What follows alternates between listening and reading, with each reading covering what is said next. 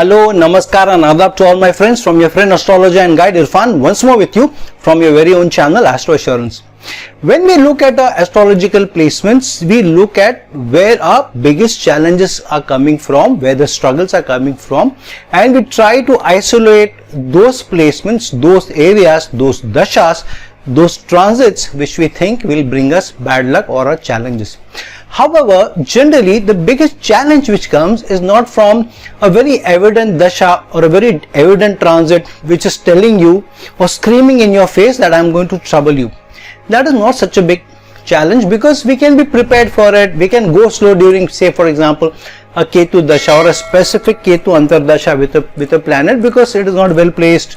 So we take it slow and we tide over the time. The biggest challenge comes from where we don't know where the challenge may be coming from, or if somebody is cooking up something for us to surprise us with, and that is not a very pleasant surprise.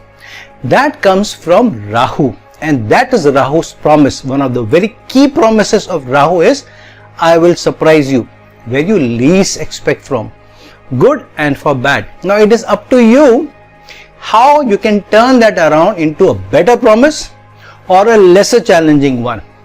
And amongst Rahu's other promises, this is the standout one, that I will surprise you.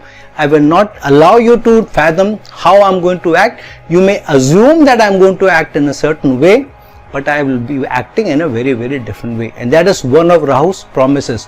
But the very important promise of Rahu, and that is very, very key for us to understand, is that Rahu's biggest promise to us is that Rahu will give us unlimited energy, and unlimited energy to manifest wherever it places and wherever it aspects. And that is one of the reasons why Rahu does not have the seventh aspect. Not only because Ketu is placed opposite to it and it's a Rahu Ketu axis, but also the reason being is Rahu is a planet of greed. Rahu does not allow one to look beyond ourselves, and hence Rahu's aspect is not on the 7th house, because Rahu doesn't see the opposite person or opposite person's gain.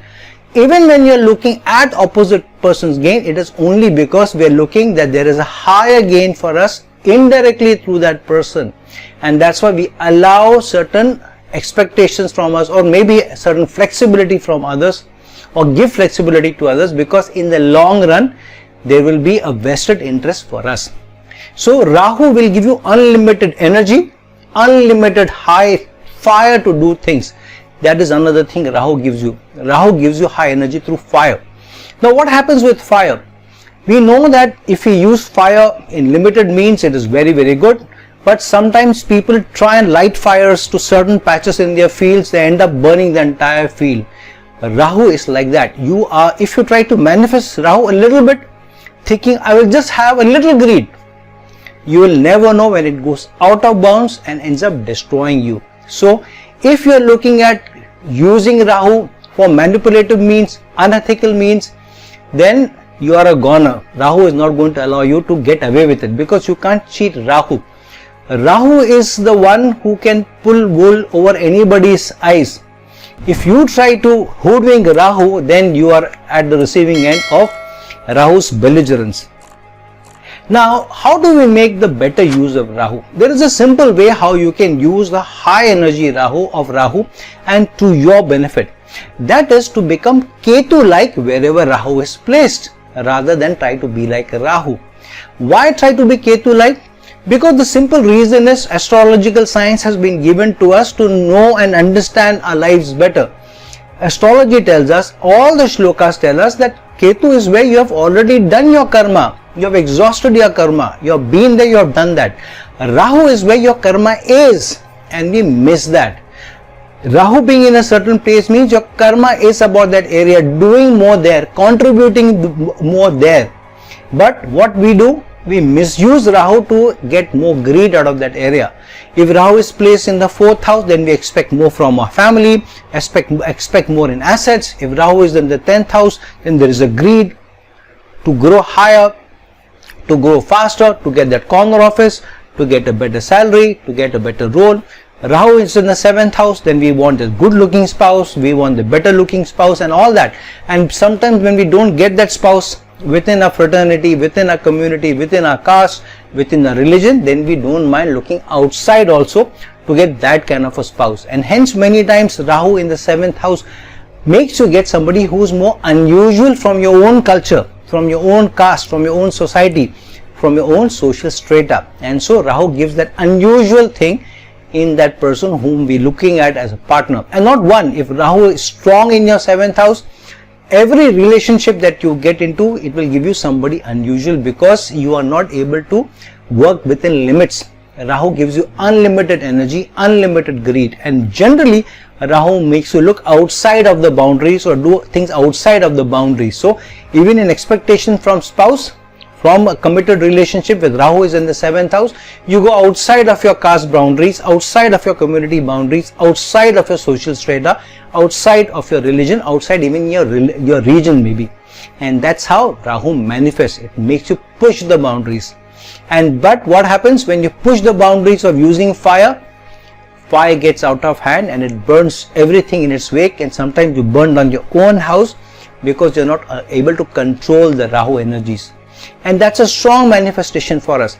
If you are able to control your Rahu energies, which means focus your Rahu in your karma, whatever has been the karma given to you, utilize your Rahu there, then you are better placed. And that's why when Rahu goes into the 6th house of service, where does it aspect? It aspects the 10th house of career. Where does it aspect the other side?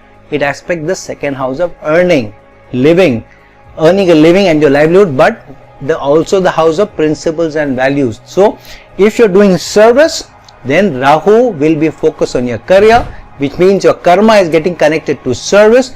Through that you make a livelihood, but with principles and values. So this is a very, very strong manifestation that you need to serve in your karma to earn a livelihood in an ethical means.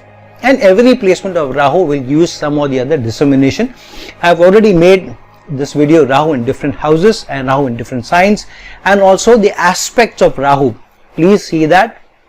I'll give you the links to those videos in the comment section below. All of these videos are linked in some way or the other, so please don't hesitate to look at those videos. Maybe you can look at that playlist, or you can look at that list in the comment section, and you can see whichever you find most interesting first. But please see those, because I can't give everything about a certain planetary placement in one go, so I'll be giving you piecemeal.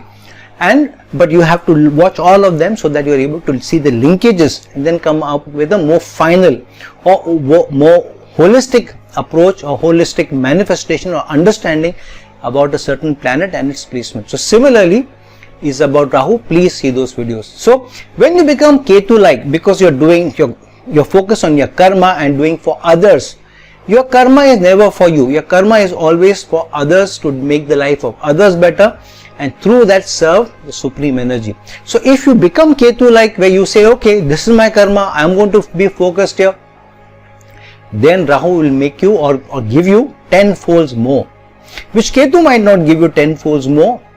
With Ketu you don't know, but with Rahu, this is Rahu's promise.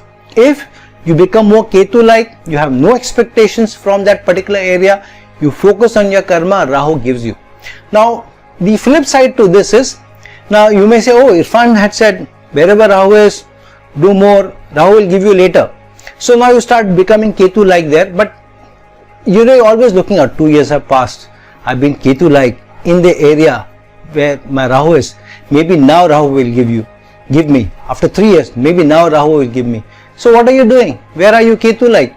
You are making an investment. You are not doing charity or donation or serving others. You are expecting in return, and you are expecting Rahu like returns to come to you. Then how will Rahu be hoodwinked by you? Because Rahu knows your game plan. Who are you trying to hoodwink? Rahu knows that you are trying to be Ketu like because you want to manifest Rahu later on, because Rahu will give me a lot. That will not work for you. Truly become Ketu like wherever Rahu is. Expect less, do more, and leave the rest to God, and then you will find, as if by magic, sometimes it happens quicker to people, sometimes it may happen later. Sometimes the transit will activate it, sometimes the dasha will activate it, but Rahu will be activated positively Rahu will give you good results. If nothing else, if the material gains don't come to you, at least the spiritual gains come to you if you become Rahu-like, Ketu-like wherever Rahu is. Which means you will curb the Rahu, you will curb the unethical things, you will curb the materialistic things, and you will become Ketu-like, you will be more giving, and you will make your karma as giving. Then how will your karma not become better? How will your spiritual ascension not get more chances, more probability? So friends, this is the Rahu's promise. Rahu will give you unlimited energy to manifest unlimited gains out of a house, both spiritually also, more materialistically also. But to gain on both the sides, you have to be more Ketu-like.